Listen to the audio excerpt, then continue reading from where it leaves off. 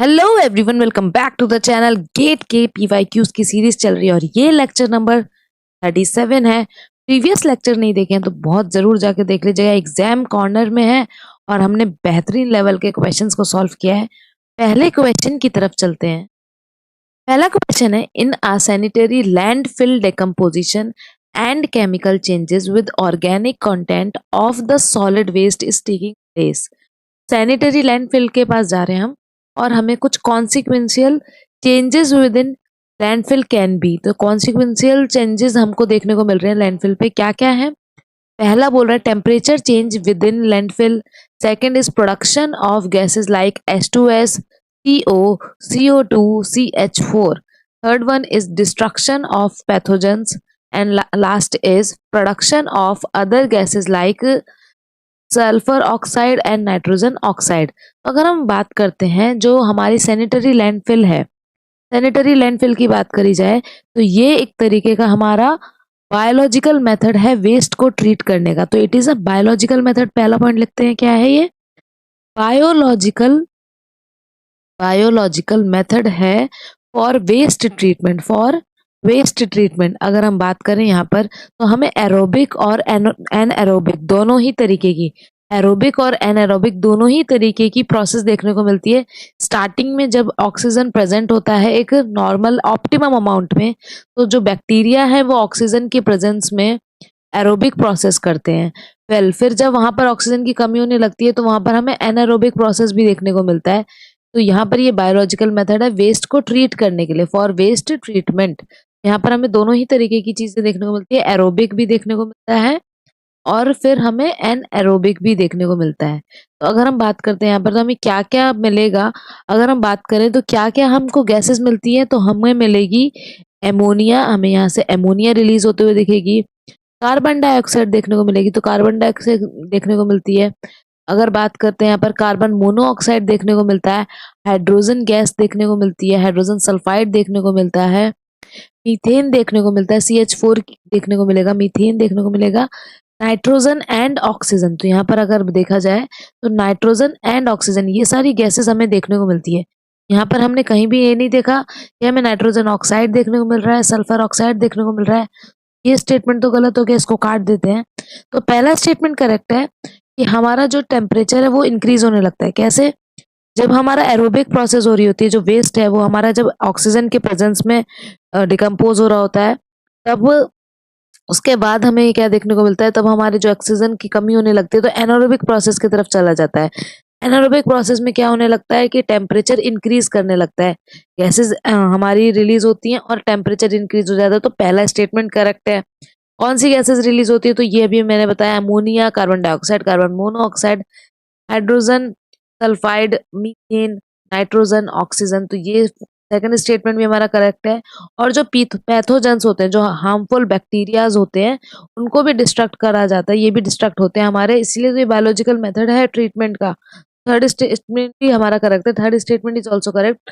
इसका मतलब B option will be the correct answer of this question. First, second and third all the statements are correct. Next question की तरफ चलते हैं।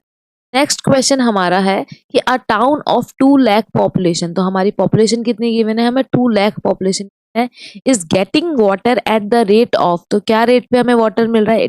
It is getting water at the rate of 150 litres per capita per day. तो 150 litres per capita per day, तो हमें पता है कि हमारी जो पॉपुलेशन कितनी है वो 2 लाख है।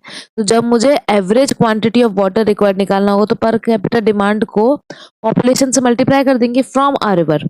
ठीक है। आगे बोल रहा है, if the pumps are working for 12 hours a day to supply full day demand, then maximum capacity of draft required is. तो हमें मैक्सिमम ड्राफ्ट कैपेसिटी निकालना है। सबसे पहले अगर हम बात करते हैं एवरेज क्वांटिटी निकालते हैं, एवरेज जो वाटर रिक्वायरमेंट है, एवरेज वाटर डिमांड जो होगी वो निकाल लेते हैं। सबसे पहले तो क्या करेंगे, पॉपुलेशन में जो हमारी रिवर से वाटर आ रहा है, पॉपुलेशन में जो रिवर से वाटर आ रहा है उसको मल्टीप्लाई कर देते हैं जितना हमें रिक्वायर्ड है per capita demand, per capita per day से।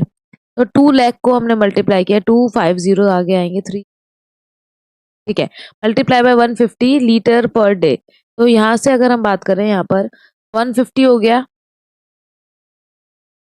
तो 15 टू ज़ा हमें पता है 15 टू ज़ा कितना होता है 30 होता है, तो अगर इसको मल्टीप्लाई करेंगे तो यहाँ पे आएगा 30 और हमें 6 जीरो देखने को मिलेगा, तो ये हो जाएगा litre per day, litre per day. और 10 टू द पावर 6 को मैं ये भी लिख सकती हूँ 30 mld, 30 mld मेरी एवरेज वाटर डिमांड है, एवरेज वाटर डिमांड है।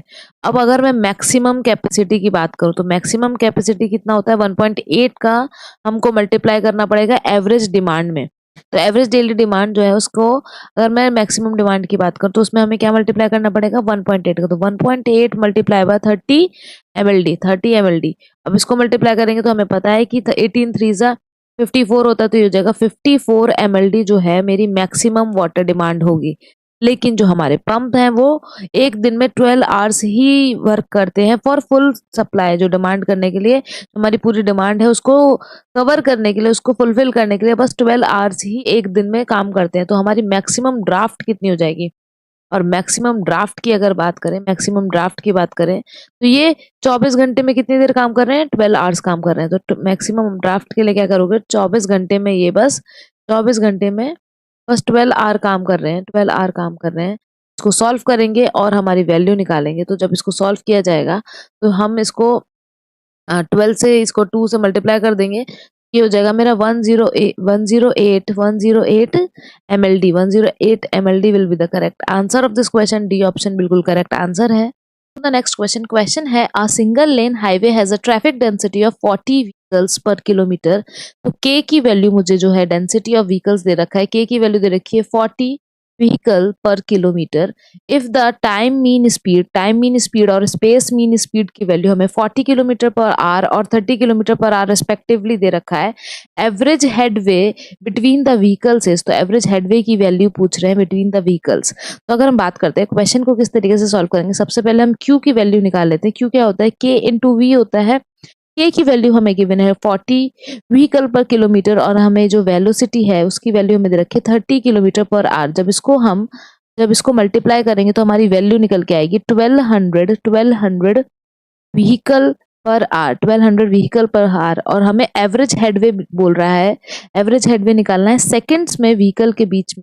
तो एवरेज हेडवे की बात करते हैं, एवरेज हेडवे की बात करें तो एवरेज हेडवे क्या हो जाएगा, इसमें हो जाएगा हमें सेकंड्स में चेंज करना है तो 3600 अपॉन 1200 और जब हम इसको डिवाइड करेंगे तो यहाँ से निकल के आएगा 3। तो C option will be the correct answer of this question. Well next question है कि assuming that traffic on highway obeys the green shield model. तो ग्रीन शील्ड मॉडल को वो ओबे करता है the speed of a shock wave. तो shock wave की speed निकालनी है हमें बिटवीन टू ट्रैफिक स्ट्रीम, जो हमारा पी और क्यू हमें यहाँ पे दे रखा है, एक डायग्राम दे रखा है हमें।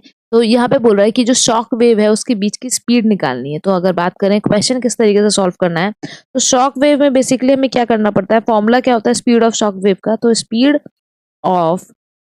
ऑफ शॉक वेव का पहले फॉर्मूला समझते हैं। तो स्पीड ऑफ शॉक वेव का फॉर्मूला होता है Q Q minus Q P, क्योंकि पी और क्यू दे रखा है तो Q Q minus Q P, और यहाँ नीचे हमारा डिनोमिनेटर में होता है के पी माइनस के क्यू, के पी माइनस के क्यू। तो अब बस कुछ नहीं करना है, हमें यहाँ से वैल्यू निकालनी है। अगर ये बात करते हैं तो क्यू की वैल्यू जो हमें फ्लो दे रखा है, क्यू की वैल्यू हमें दे रखी है 1200 व्हीकल पर आवर, यहाँ पर हमें दे रखा है 1800 व्हीकल पर आवर। स्पीड दे रखी है तो मैं यहाँ से आराम से के की वैल्यू निकाल सकती हूँ। मुझे सबसे पहले के पी निकालना है, तो के पी क्या होता है क्यू अपॉन वी कर देंगे, क्योंकि हमें फॉर्मूला पता है क्यू इज इक्वल्स टू के वी।